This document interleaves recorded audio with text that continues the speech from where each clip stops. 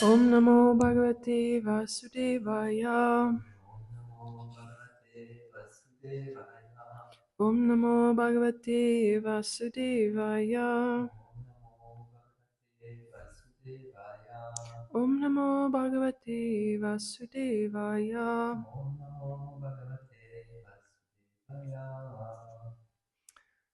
Now I just have to remember the melody. Tatyata Vriksha Unmula. Tatyata Vriksha Unmula.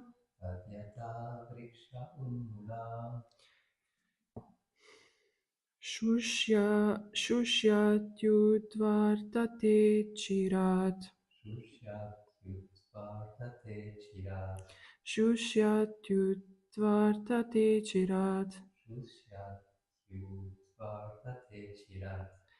Evam nastanrita satya.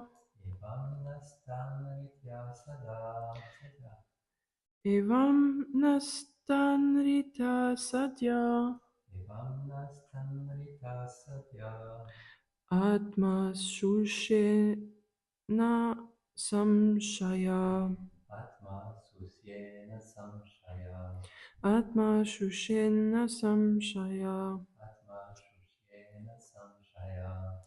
Tatyata vriksha unmula. Shushyatudvartate chirat. Evam nastanrita satya. Atma shushena samshaya.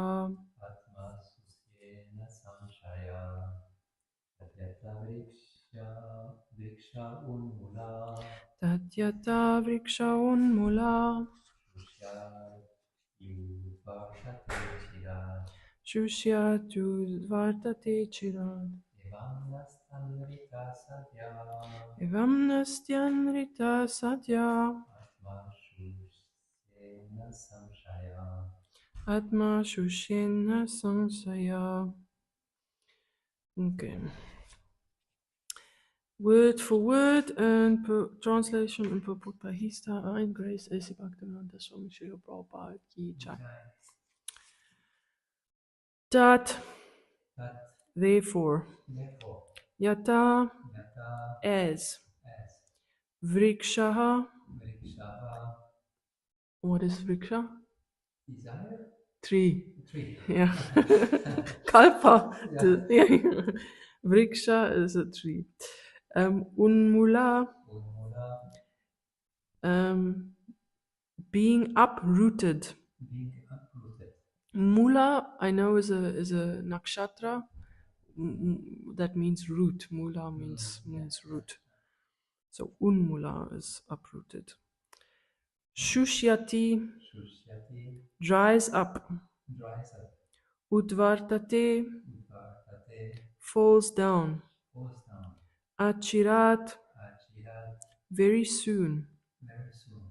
Evam, in this way.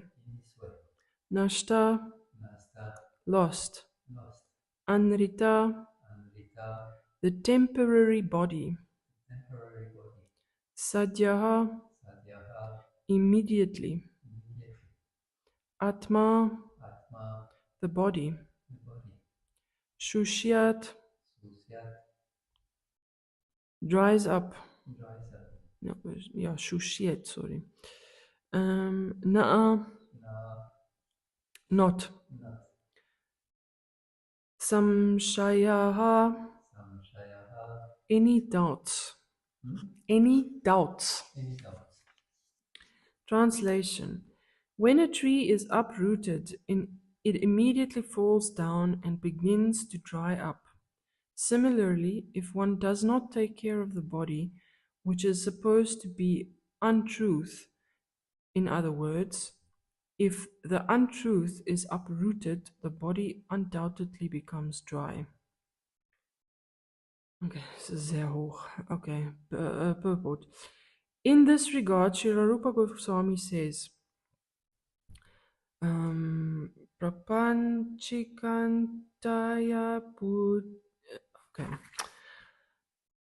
Prapanchikataya taya Budya Hari Sambandhi Vastunaha. Mum Mumukshubhihi parityago vairagyam falgu katyate. One who rejects things without knowledge of their relationship to Krishna is incomplete in his renunciation. Bhakti Rasamrita Sindhu 1 2, verse 266. When the body is engaged in the service of the Lord, one should not consider the body material. Sometimes the spiritual body of the spiritual master is misunderstood. But Srila Rupa Goswami instructs the first line of this verse, Prapanchikataya Budya Hari Sambandhi Vastunaha. The body fully engaged in Krishna's service should not be neglected as material. One who does neglect it is false in his renunciation.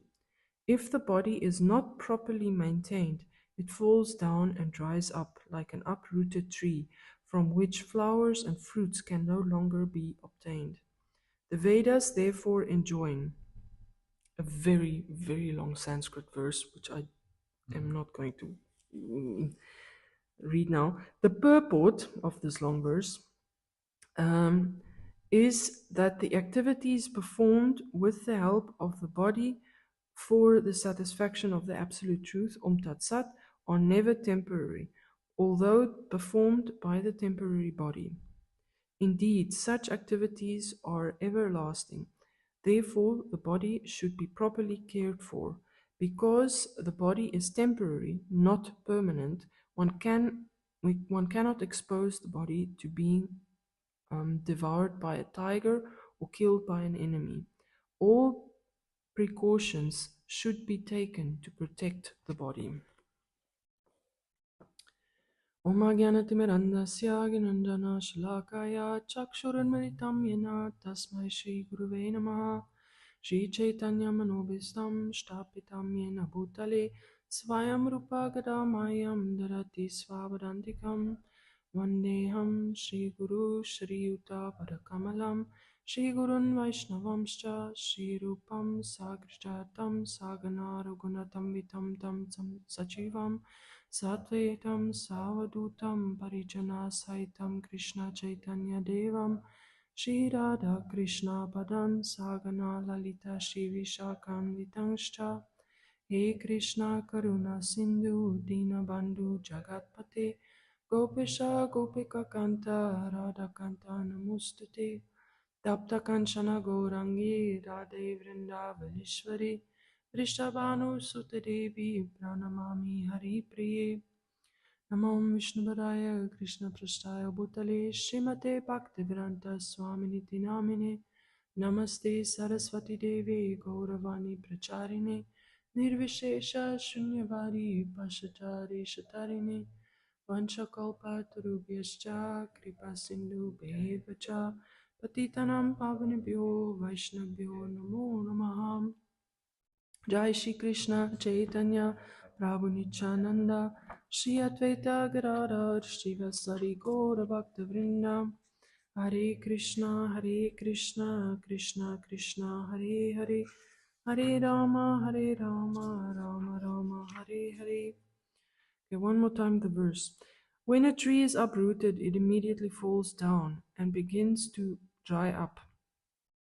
Similarly, if one does not take care of the body, which is supposed to be untruth, in other words, if the untruth is uprooted, the body undoubtedly becomes dry.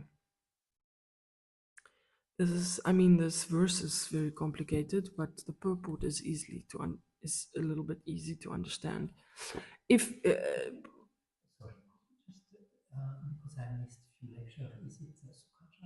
Yes, yes. This is still Shukracharya speaking. That he's still trying to convince Bali Maharaj to not um, make the promise, or how is he going to fulfill the promise. So yeah, this is Sukracharya speaking, and the last sentence kind of throws me a little bit. Similarly, if one does not take care of the body, which is supposed to be untruth, in other words, if the untruth is uprooted, the body undoubtedly becomes dry. What do you understand from that? Yes. Rajendra Prabhu gave the German lecture in German yesterday, and the previous verse, 2 verses, was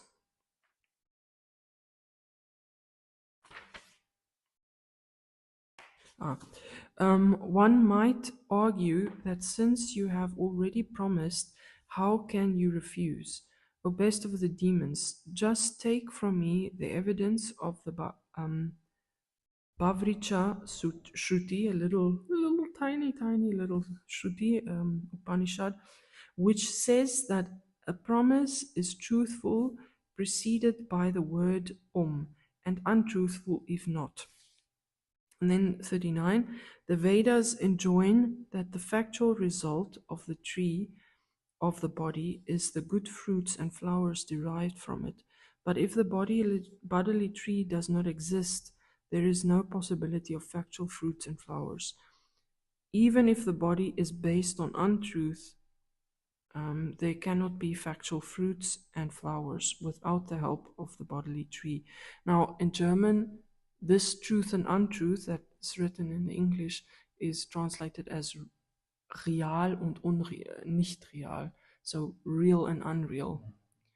And yesterday, and it's a little bit the truth and untruth is a little slightly different than real and unreal. So, but the point is that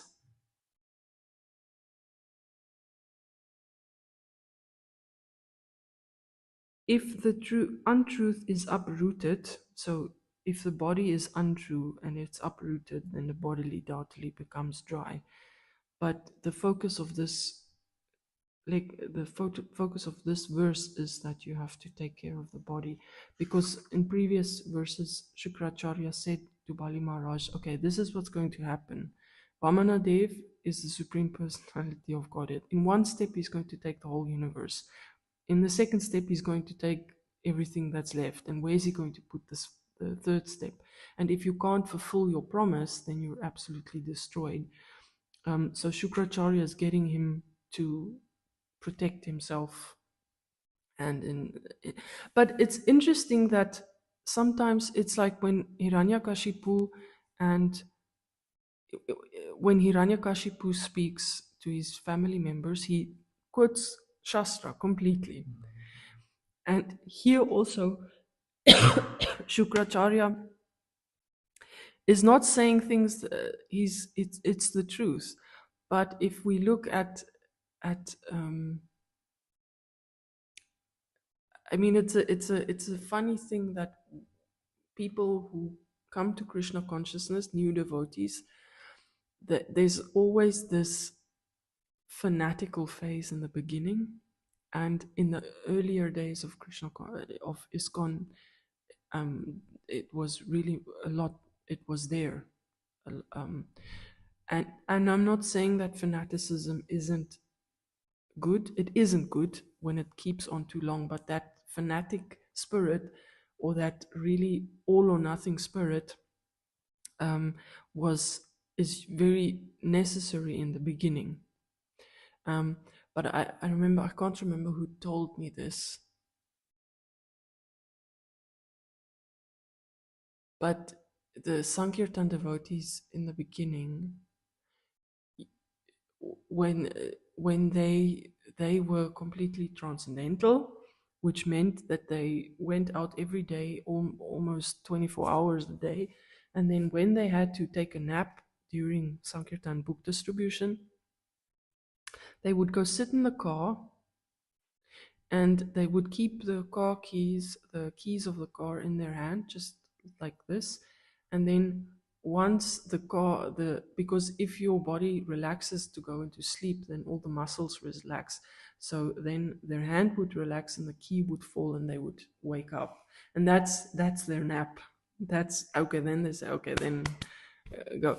And as for sustenance, they used to eat chickpeas with condensed milk, like condensed milk, really, really sweet with chickpeas for a long time. So all these devotees have health problems now because they didn't take care of themselves properly. Um, so it's not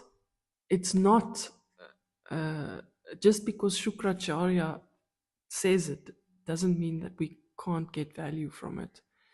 Even if you remember in the Lilamrita, even when Prabhupada was really sick and the doctor came and it was just a karmi doctor and he said, but you have to get exercise. And the devotee's like, nah, what does he know? He's not a devotee, whatever. And Prabhupada says, no, he's right. And then from there on, the morning walk came. So, and 1 hour a day, I think it was every day 1 hour massage. So Prabhupada took care of his body as much as possible. And it's just interesting that sometimes it's a devotee should be able to get the gold from however it's packed. Um, because just because Shukracharya says this, obviously he says it in a material manner, meaning that protecting the body is above everything else, and also because he wanted Bali Maharaj to still maintain his kingdom because he's the family priest, and because he's the family priest he gets money and glory together, and if Bali Maharaj is nothing, then he loses his standing. So his intention is maybe not so good, but the words itself, if we take the words as in take care of the body, even if it isn't permanent, um, it is important to take care of it, because without it we cannot um, we cannot serve Krishna. This is our vehicle, and that it's what Rupa Goswami says in the beginning. One who rejects things without knowledge of their relationship to Krishna is incomplete um, in his renunciation. So if you are a fanatic devotee and you completely neglect your body because it's just material and whatever, then that's incomplete renunciation, because the body still belongs to Krishna. This body is a gift from Krishna and it's our vehicle to serve him. And that's the connection from this physical body to Krishna. And that's why we should take care of it. Not because we want to cling to it, because this is us, but because it's our vehicle. Um,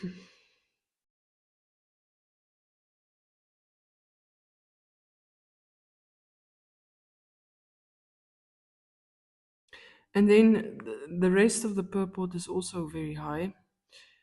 When the body is engaged in service of the Lord, one should not consider the body material. Sometimes the spiritual body of the spiritual master is misunderstood, but Srila Rupa Goswami instructs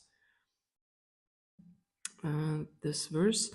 The body fully engaged in Krishna's service should not be neglected as material. One who does neglect it is false in his renunciation. If the body is not properly maintained, it falls down and dries up like an uprooted tree. from which flowers and fruits can no longer be obtained. What do you think of this? It's very difficult. It's far beyond my understanding. Um, that if we are fully engaged in Krishna's service, then our bodies become transcendental. I can sort of understand it from the spiritual masters because what they do in a day is not actually humanly possible. And the fact that they travel for more, I mean, they travel all over. And if I know what I feel like when I travel, I mean, like long distances, and they do it every day almost. So their bodies are there's it's their bodies are losing their physical limitations because they the more we that's what I'm saying is the more we engage in Krishna service, the more we sort of lose the physical limitations of our bodies, meaning by some, not by some, by Krishna's mercy, somehow with this body we can do more than what we should be able to do, that what is humanly possible. So in that way, we can understand that if we look at the really transcend, if we look at the really all our spiritual masters, what they can do with their bodies in comparison to someone with the same age, the same constitution that does not do service are completely different. And that's the spiritual quality, is that Krishna uses this body as a vessel or as a channel for his mercy and for his to do his service. Um, but this is a very important verse to me because sometimes it sort of depends on also what your constitution is, but I think Vata constitution people have very it's we find it inherently difficult to take care of our bodies because we're all in the mind and then the body kind of gets forgotten, is forgotten. I don't know, do you have any ideas or I mean, I fully, uh, I mean, I'm very cautious of taking care of the body, but I see almost every day when I want to do some exercise, I have to push myself to do it. I usually don't want, but I see that very often uh, as they would, because there are so many quotes from Prabhupada of sleeping only 6 hours and eating just to maintain the body and the soul together.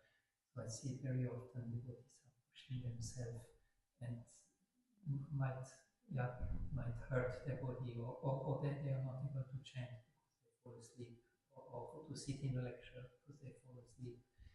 And so it's, and like you say, it's different constitution. I know a few people, they can sleep so less, but they are just functioning like anything. mm-hmm. If I don't get enough sleep, Yeah, I'm finished. I'm finished. Mm-hmm. But the question was coming is how do we balance it that we are not too much in our comfort zone and that we are to which extent can we stretch or not stretch, or how, I guess it's quite individual also. And sometimes I'm feeling like, okay, now festival comes, we have a lot of service, and I'm saying, sorry, I don't do too much because I want to keep myself fresh for the festival. And is that all right, or should I just push? And I don't know. I've had I remember in Stellenbosch when we had festivals, there was one festival, I think it was for Gorpunim, that we used to rent a hall and then we would have a theater play and music and whatever and gopi dots and the whole thing. Because my godbrother, he used to be on Polish tour, so we would make a mini Polish tour type of festival. And I remember one day, one time, uh, the festival was on Saturday, and the last time I slept, so I slept the the Thursday evening, and the Friday was the day before, and we had a lot to do still, so I didn't sleep at all, like the whole day. I went into the morning hours, um, into the festival, and then only after the festival itself went into 2 o'clock in the morning. So it was even a little bit dangerous to drive home because I was completely finished. And it was one of the few times that I did not chant my rounds like all of them. Um, it was fantastic. It was really great. Shri Shri Radha Madan Mohan Ki Jai. Wow, they look so wonderful today. Um, there are times, there are times where it's sort of an emergency, and there are times of comfort, and there are, like, you have your comfort zone, you have your stretch zone, and you have your emergency zone. Those are the three zones. And sometimes, like in a festival, it's sort of, you can say it's like either a stretch zone or an emergency zone, but you cannot function in those two zones all the time. So there has to be a balance. And I just yesterday or the day before, I listened. Gojum, when he wakes up, he plays lectures of Karamakanana Swami. So I hear also, and Maharaj was talking about over endeavor, and he said that if you cannot do your sadhana and you cannot chant your rounds, then that's over endeavor. That's then you know you have to adjust something. Um, so again, in emergency rounds, I know in emergency times sometimes it happens that you don't. But obviously, if you don't chant your rounds, then you have to catch them up later. You can't just let them leave them. Um, and yeah, so, and I also know from Indradumna Maharaj, when we were on the Polish tour, especially the Woodstock session, that, I mean, that's the craziest part of the festival. And he said, okay, there's going to be no morning program because the festival goes 24 hours a day, and we went from, yeah, I think we ended the food tent, the Food for Life tent, ended at 2 o'clock in the morning and started again at 7. And that's the shifts for everyone. So he said the only thing that you have to do is you have to do your rounds, no matter what you do. Everything else, your rounds you have to do. And he also said that, I mean, because it's a 2 month festival, there are a lot of Ekadashis and a lot of, there were, I mean, Balaram Purnima usually is part of that. Um, and he said, because obviously a lot of devotees fast differently, and he said, if you cannot do your service for this Polish tour, meaning taking care of the guests, then don't fast. Obviously, don't break the fast, but the main point is that you should be able to do your service, because that's the first thing that he said, is that in his introduction speech, is always, this festival is not about the devotees. This festival is about the people and giving them Krishna consciousness. And if you cannot do that because you're so mental and hungry and hangry and hungry and angry at the same time, then fasting is not helping. So do whatever is necessary within the regulative principles and whatever, in order to do your service. And I think that's a principle that we can do, for in everyday life. In festivals, that would be the stretching zone. So if you usually have 7 hours of sleep and you have to make do with 5 for 3 days, then yeah, okay, but then go back to 7 afterwards. Um, yeah, I think again, I think every devotee knows secretly in their heart when they're being lazy, when they're using it as an excuse, like I have to take care of myself. I think we can take that thing of yeah, I need me time in order to do the stuff. I think we can take that a little bit far sometimes. Not we, but in general people. So for a festival is the festival is about the people who come and we have to serve them. So what do we need personally in order to do our service properly? And that's the things that we need to do. But that requires, I think, a lot of honesty, self reflection and honesty, because obviously there are a lot of people who kind of think, oh, kein Bock, yeah, I need my time in order to do this later. This is something that I struggle with. Is I always send my energy out a lot of the time, and then I don't keep enough for myself.